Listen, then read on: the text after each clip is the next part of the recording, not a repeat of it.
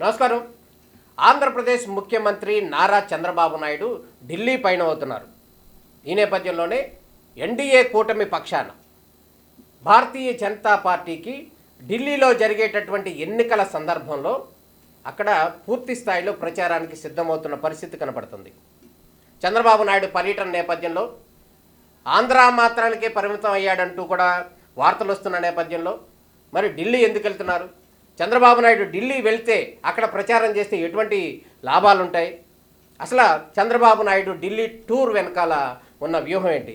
ఇదే అంశానికి సంబంధించి మనతో మాట్లాడేందుకు సీనియర్ జర్నలిస్టు హెచ్ఆర్ ఉన్నారు.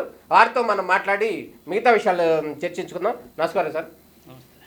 సార్ చెప్పండి, చంద్రబాబు నాయుడు గారు ఢిల్లీ టూర్ సిద్ధమైంది. ఈ నేపథ్యంలో ఎన్డీఏ పక్షాన ఢిల్లీలో ప్రచారం చేయడానికి సిద్ధమవుతున్నారు. దీన్ని ఎట్లా అర్థం చేసుకోవచ్చు?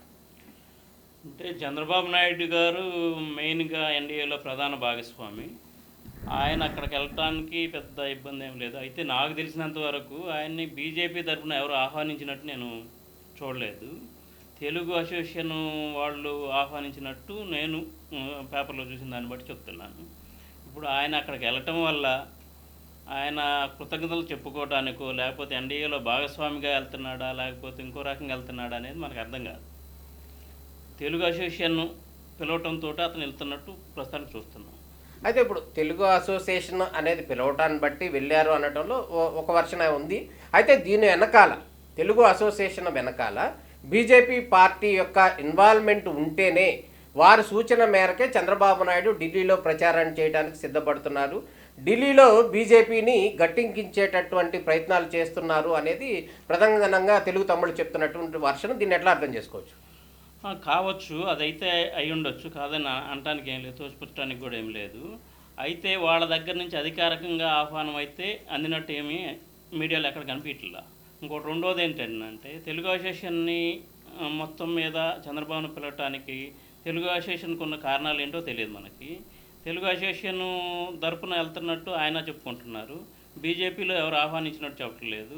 అంటే ఈయన వెళ్ళటం వెనక వాళ్ళిద్దరి కూటమిలో ప్రధాన భాగస్వామి, వాళ్ళు పిలిచినా పిలవకపోయినా కానీ మనం వెళ్దామనే ఉద్దేశంతో వెళ్ళాడేమో అనుకుంటున్నాను. అంటే ఎన్డీఏ కూటమిలో మిత్రపక్షంగా ఉన్నటువంటి చంద్రబాబు నాయుడిని బీజేపీ అగ్ర నాయకత్వం పిలవకపోవడాన్ని అవమానించినట్టు భావించాలా లేకపోతే ఎట్లా అనుకోవచ్చు?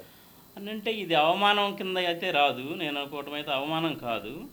ఆయన వాలంటీర్గా వెళ్తున్నాడా లేకపోతే ఇంకో రకంగా వెళ్తున్నాడా, మా తెలుగు ప్రజలకు మేలు చేయడానికి లేకపోతే రాష్ట్రానికి వాళ్ళతోటి ఇంకా సయోధ్య చేసుకొని ఇంకా ఇది చేసుకొని మరిన్ని నిధులు తేవటానికి, ఇప్పటికే చాలా నిధులు ఇచ్చారు కాబట్టి పోలవరానికి కానీ రాజధానికి కానీ వేరు దానికి అడిగిన దానికల్లా గతం కంటే కూడా ఎక్కువ నిధులు ఇస్తున్నారు కాబట్టి ఆ కృతజ్ఞతతో వెళ్ళొచ్చు.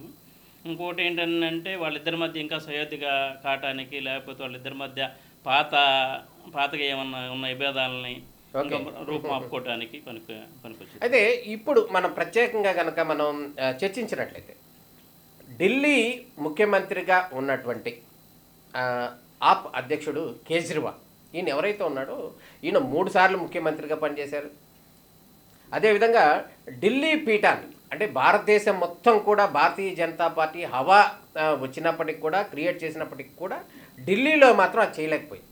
కేజ్రీవాల్ అనేటటువంటి లీడర్ ఎవరైతే ఉన్నాడో ఆయన మోడీకి కానీ భారతీయ జనతా పార్టీకి గట్టి పోటీ ఇచ్చినటువంటి వ్యక్తిగా చెప్పుకోవచ్చు ఈ పాలిటిక్స్లో. ఈ నేపథ్యంలోనే ఆయన 3 సార్లు ముఖ్యమంత్రి పీఠాన్ని ఢిల్లీలోనే అధిష్ఠించారు. ఈ నేపథ్యంలో చంద్రబాబు నాయుడికి అత్యంత సన్నిహితుడిగా ఉన్నటువంటి అంటే గత ఎన్నికల సందర్భంలో కేజ్రీవాల్ మీద పోటీ చేసేటటువంటి సందర్భంలో చంద్రబాబు నాయుడిని ఆయన అంటే కేజ్రీవాల్ సన్నిహితుడిని చంద్రబాబు నాయుడినే బీజేపీ కూటమికి మద్దతు ఇవ్వటానికి మద్దతుగా ప్రచారం చేయడానికి పిలవటాన్ని ఎట్లా అర్థం చేసుకోవచ్చు అంటారు? ఇప్పుడు బీజేపీ పిలిచిందా లేదా అనేది సెకండరీ ఇష్యూ. ఒకటైతే ఏంటంటే ఈయనైతే వెళ్తున్నాడు ఎన్నికల ప్రచారానికి. ఒకప్పుడు కేజ్రీవాల్ మా చంద్రబాబు నాయుడుకి చాలా దగ్గర సన్నిహితుడు. అవును, ఒకప్పుడు 2019 ఎలక్షన్కి ముందు విజయవాడలో ఆయన చాలా తీవ్రంగా ప్రచారం చేశారు.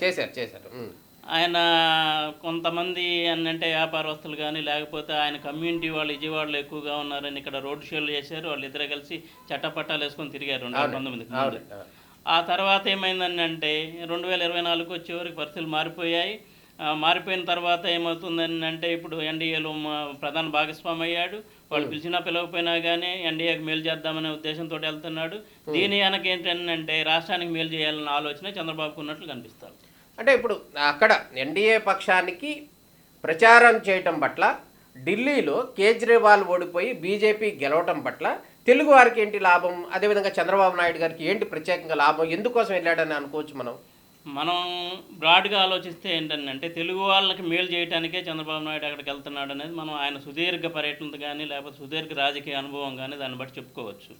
ఆయన ఎప్పుడు అధికారంలో ఉన్నా కానీ రాష్ట్రానికి ఏదో ఒక మేలు చేయాలని, ఇప్పుడు సపరేట్ ఆంధ్ర అయినా కానీ ఉమ్మడి రాష్ట్రంలో కానీ మేలు చేయడానికే ఆయన ఢిల్లీ పర్యటన పెట్టుకుంటున్నాడు. ఇప్పుడు ఈసారి ఏంటంటే గతం కంటే కూడా ఆయన ఢిల్లీలో ఒక హౌస్ తీసుకున్నాడు.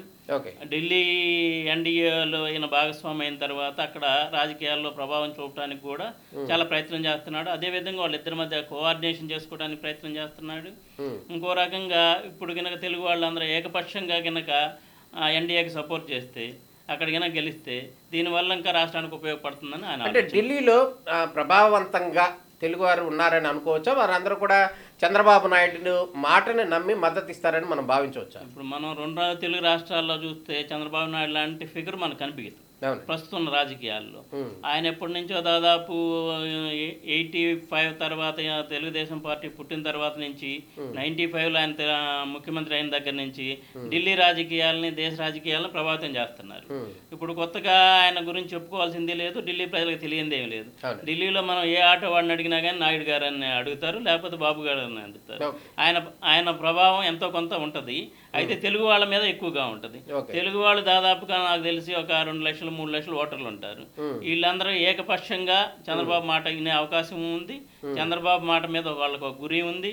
రాష్ట్రాన్ని అభివృద్ధి చేయగలిగే శక్తి కూడా చంద్రబాబుకి ఉందని వాళ్ళందరూ ఆలోచిస్తుంటారు. అంటే ఇప్పుడు మీరు చెప్తున్నట్టుగా ఎన్డీఏ పక్షంకి మద్దతు ఇచ్చేటటువంటి ప్రక్రియలో ఢిల్లీ వెళ్తున్నారు. బీజేపీ నాయకత్వం నుంచి అయితే అధికారికంగా పిలుపు రాలేదు, అయినా కూడా వీళ్ళు అక్కడికి వెళ్ళి మద్దతు ఇస్తున్నారు అనేది ఒక వర్షన్ అయితే, మరి ఎటువంటి మేలు జరుగుతుంది తెలుగు వారికి అని మనం అనుకోవచ్చు. అంటే ఆంధ్రప్రదేశ్కి, ఈయన ఆంధ్రప్రదేశ్ ముఖ్యమంత్రిగా ఉన్నారు కాబట్టి ఆంధ్రప్రదేశ్కి ఏం మేలు కేంద్రం చేసే అవకాశం ఉంది అని మనం భావించాలి.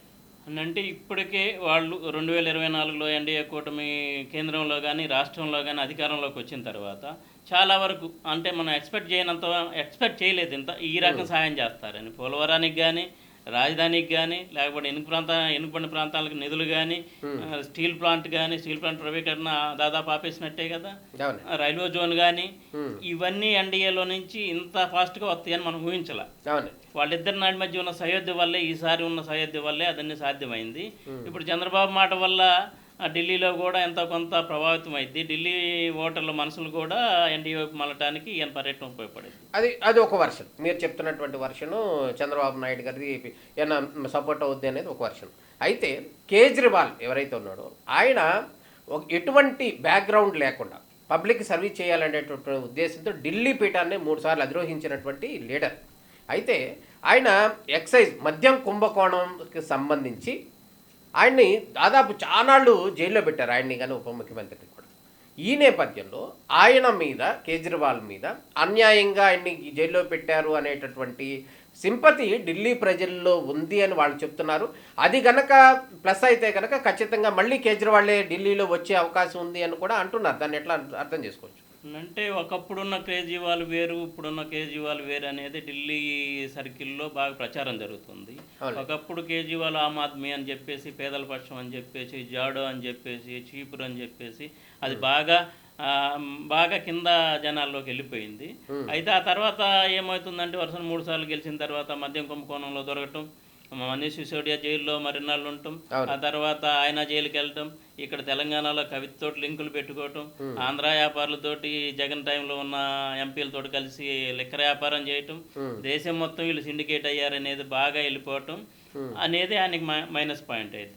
అయితే ఇప్పటికిప్పుడు ఆయన ఓడిపోతాడని చెప్పడానికి కూడా ఏమీ లేదు. ఎందుకంటే మామూలు సామాన్య జనాల్లో ఒక ఆటో వాళ్ళని కానీ లేకపోతే ఒక పని మనిషిని కానీ ఎవరిని కదిలించినా కానీ ఆమ్ ఆద్మీ అంటే మా పార్టీ అనే అనుకుంటున్నారు. దానివల్ల ఆయన అంత ఈజీగా ఓడిపోతాడు అనుకోలేము. అయితే ఈ నిర్ణయాత్మక శక్తి తెలుగు వాళ్ళు కానీ, మరాఠాలు కానీ, లేకపోతే వేరు ప్రాంతాల్లో ఉండే అదర్ పీపుల్ మాత్రం కొంత ఎఫెక్ట్ కొడతారు. అంటే ఇప్పుడు మొత్తానికి మనం ఎన్డీఏ పక్షాన కేంద్రం తరపున అదేవిధంగా లేకపోతే ఢిల్లీలో ప్రచారానికి వెళ్తున్నటువంటి చంద్రబాబు నాయుడు యొక్క క్రేజు అమాంతంగా పెరిగిందని భావించవచ్చా మనం? అని అంటే ఆయన క్రేజ్ పెరిగింది అని చెప్పటం ఇది కాదు, కానీ ఆయన క్రేజ్ మొదటి నుంచి ఢిల్లీ సర్కిల్లో వ్యాపార వర్గాల్లో కానీ లేకపోతే రాజకీయ వర్గాల్లో కానీ ఆ క్రేజ్ ఎప్పుడూ ఉంటుంది. ఇప్పుడు కొత్తగా క్రేజ్ పెరిగేది అంత ఇదేం ఉండదు. అంటే ప్రత్యేకంగా ప్రచారానికి ఢిల్లీ పీఠం ఎక్కడైతే ఉందో భారతదేశం మొత్తం గెలిచినటువంటి భారతీయ జనతా పార్టీ ఢిల్లీలో మాత్రం ఓటమి చెందుతూ ఉన్న పరిస్థితి కనపడుతుంది. అంటే ఢిల్లీలో రెండు ప్యాటర్న్ జరుగుతున్నాయి రమేష్ గారు. ఒకటి ఏంటంటే పార్లమెంట్కి వచ్చేసేవరకు బీజేపీకి ఇది అవుతుంది, అసెంబ్లీకి వచ్చేవరకు కేజ్రీవాల్కి ఇది అవుతుంది. ఇక్కడ అసెంబ్లీలో కేజ్రీవాల్ ఉండాలని వాళ్ళు కోరుకుంటున్నారు, అక్కడికి వచ్చేసేవరకు ప్రధానమంత్రిగా ఆయన ఉండాలని, మోడీ ఉండాలని వాళ్ళు కోరుకుంటున్నారు.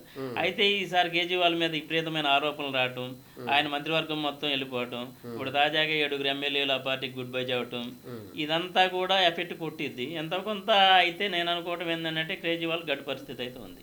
ఓకే, అయితే మన ఆంధ్రప్రదేశ్కి సంబంధించినటువంటి అంశానికి మాట్లాడుకుంటే మన పర్టికులర్గా చంద్రబాబు నాయుడు ఇప్పుడు కేంద్రానికి దగ్గరికి వెళితే, అంటే కేంద్రానికి వాళ్ళు అడిగినా అడగకపోయినా కానీ పూర్తి స్థాయిలో సపోర్ట్ ఇవ్వడానికి వెళ్తున్న ప్రక్రియలో ఒకవేళ అది విజయం సాధిస్తే కనుక ఆంధ్రప్రదేశ్లో అనేక పెండింగ్ ప్రాజెక్ట్స్ ఉన్నాయి, ఏవైతే ఉన్నాయో పోలవరం కావచ్చు, లేకపోతే అమరావతికి సంబంధించింది కావచ్చు, లేకపోతే పోర్ట్స్ కావచ్చు, అంటే జాతీయ స్థాయిలో అనేక అంశాలతో మన రాష్ట్ర అభివృద్ధి అనేది లింక్ అయి ఉంది. ఈ నేపథ్యంలో అక్కడి నుంచి మనకి క్లియరెన్స్ వచ్చే అవకాశం ఉందంటారా? దాని ద్వారా మన ఆంధ్రాకి మేలు జరుగుతుందని అనుకోవచ్చా? అయితే ఇప్పటికే చాలా వరకు వాళ్ళు చేశారు, ఇంకా మనకు కావాల్సిన నిధులు ఉన్నాయి, ఆర్థిక పరిస్థితి బాగలేదు, ఇంకా వేరు ఇష్యూస్ ఉన్నాయి.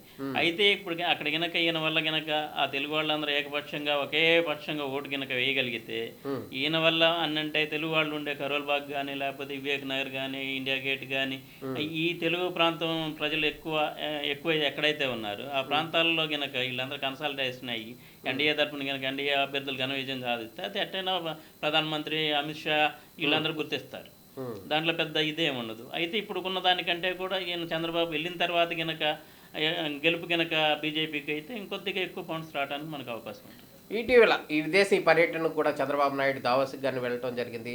ఆ దావోస్ అంశం కూడా ఒక అంశంగా మాట్లాడుకుంటే మీరు చెప్పినటువంటి ముందు చూపు కాన్సెప్ట్లో భాగంగా అక్కడి నుంచి ఇన్వెస్ట్మెంట్స్ తెచ్చేటటువంటి ప్రక్రియలో భాగంగా ఎన్డీఏకి మద్దతు ఇవ్వడానికి వెళ్ళారు, అదేవిధంగా మన దావోస్కి కూడా వెళ్ళారు. అది ఎంతవరకు సక్సెస్ అవుద్ది అంటారు?